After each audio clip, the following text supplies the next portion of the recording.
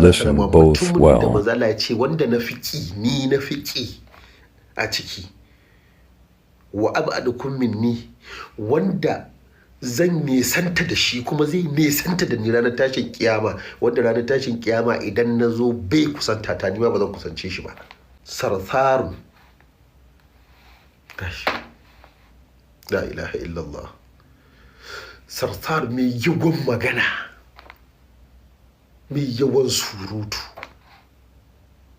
wal mutashaddiquna wal mutafayyiquna wanda suke kirkira labari na ƙarya ko kuma labarin da za a yi dariya.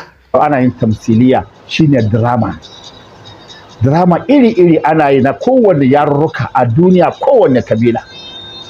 Mu ba mu kalubalantan 'yan wasan drama ko Kannywood ko Kannycat ko Kannycat, ba ma kalubalantan ku, ba ma yin haka.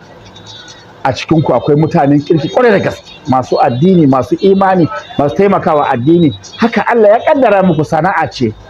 Mu kiran da za mu yi a madadin wannan gidan talabijin, ku sake inganta mana wa'annan dramomi, ku karantar da yaranmu matasa harsunanmu da al'adunmu da ɗabi'anmu da addininmu.